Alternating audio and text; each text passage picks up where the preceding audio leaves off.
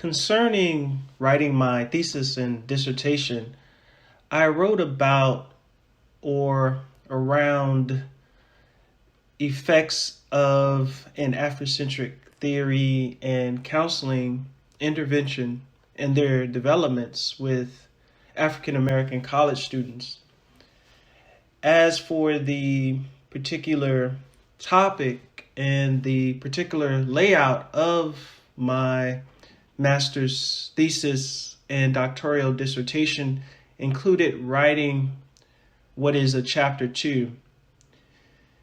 Chapter 2 refers to the literature review and speaks to a discussion of the conceptual framework for the study. Within that writing area, that is where I introduced the theory of Africentric Pan Africanism and also wrote around other related literature on the topic.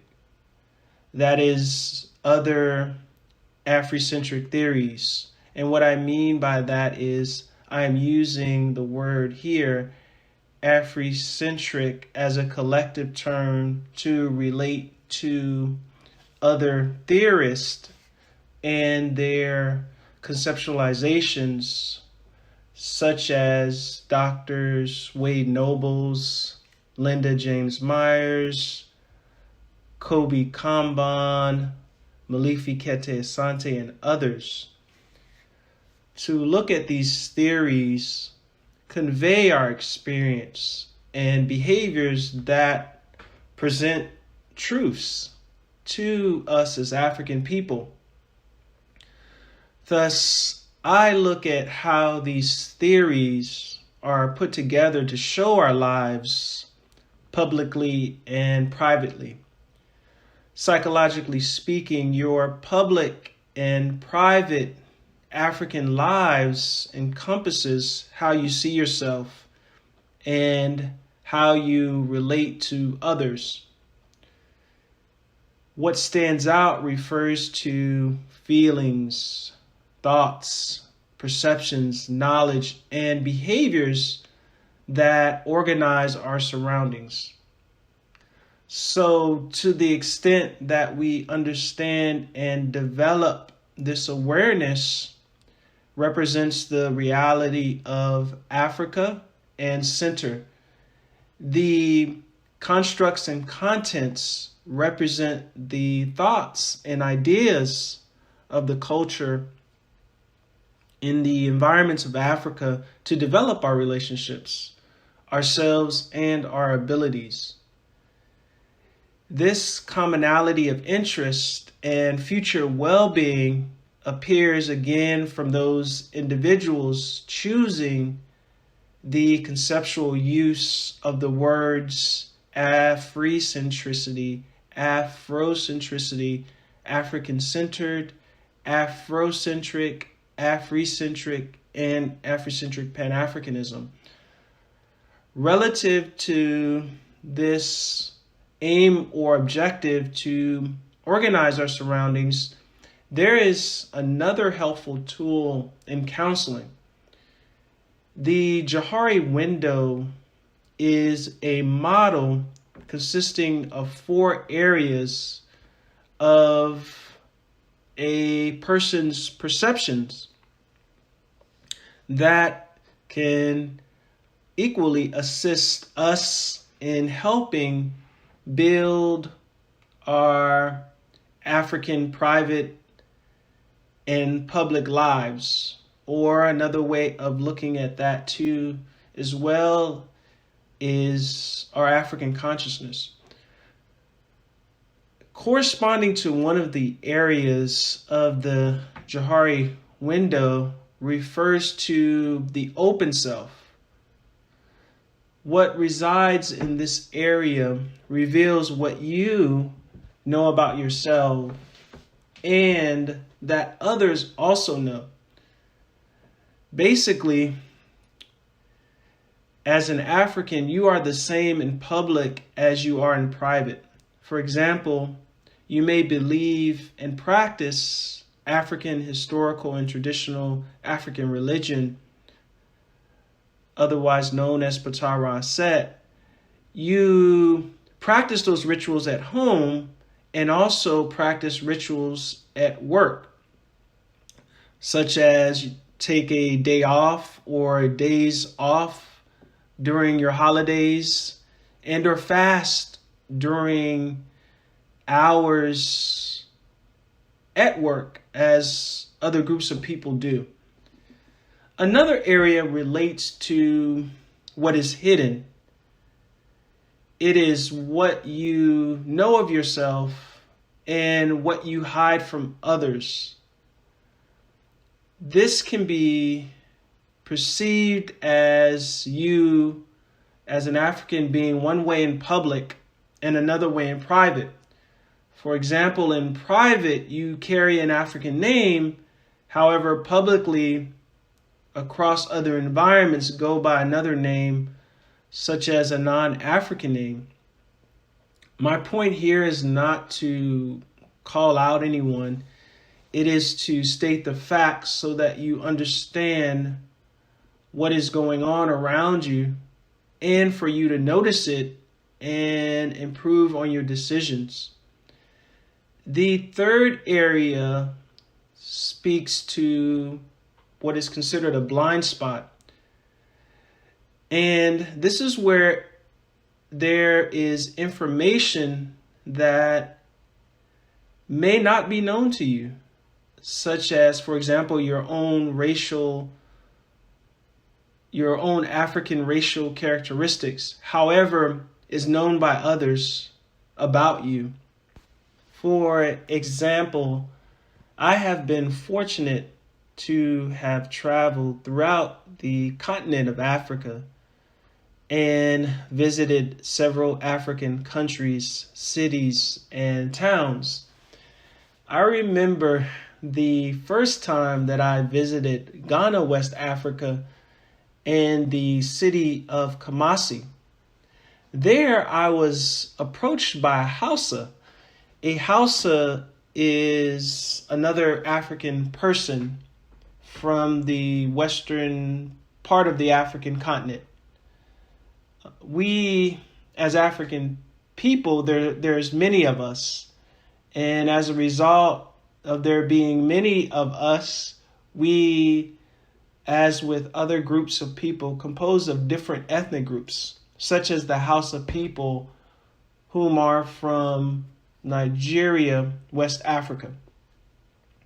In any event, he spoke to me in Hausa and went on to tell me how I looked like his cousin. Interestingly enough, though, the same thing happened to me in Ethiopia and in South Africa. What is shared relates to an area of developing concern of studying on the recognition of our own racial characteristics as a point of teaching and learning that you may not know of yourself, however, others know. The fourth area in the Johari window model is what is unknown both to yourselves and others. There is information you do not know about yourself and that others do not know as well. In fact, this area can be understood given the concept of brainwashing, which I talk about, for instance, in Reparations, the Africentric Pan African approach, and in Africentric Pan African Patara Set, the power of God and religion. The brainwashing is the physical and forcible application or the hidden coercion of prolonged and intensive indoctrination.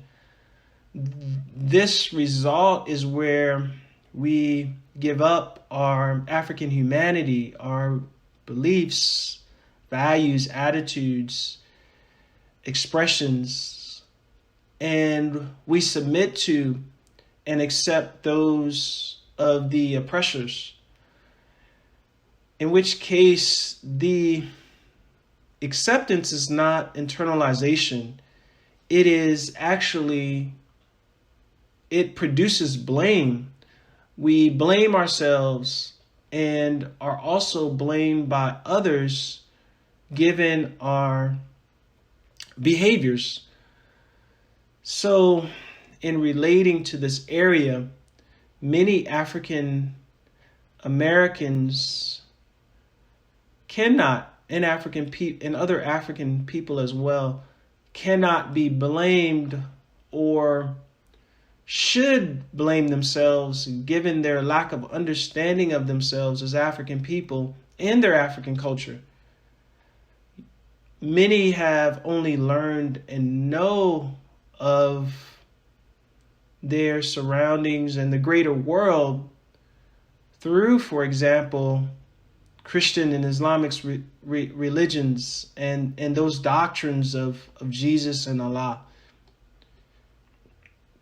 In addition to this, the discovery of your African private and public life goes a long way towards freedom and happiness.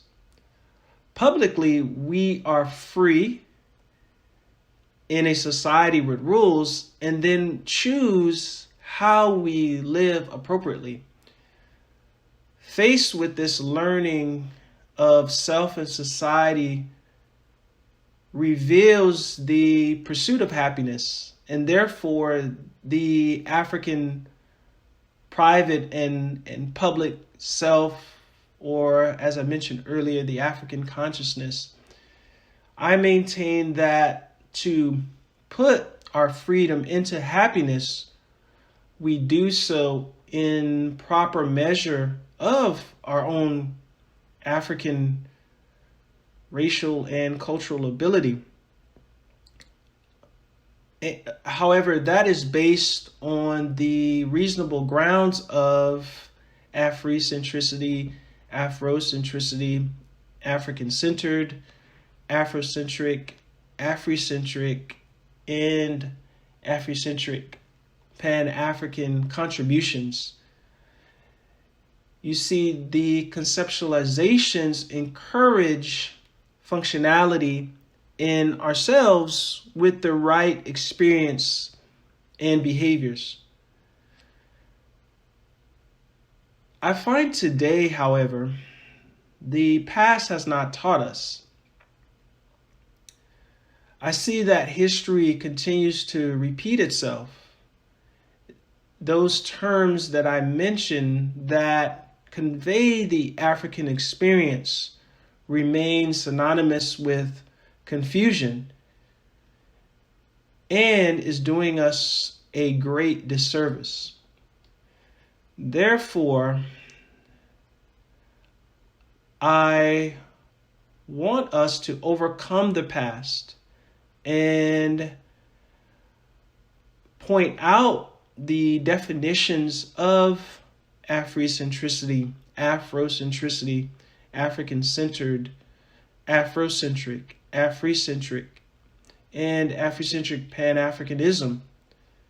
Thus, in pursuing that, this book surfaces as a resource for teaching and learning, clearing up the vagueness and ambiguity in human thought and action rooted in the interpretation of the different Afrocentric theorists and their Afrocentric scholarly works.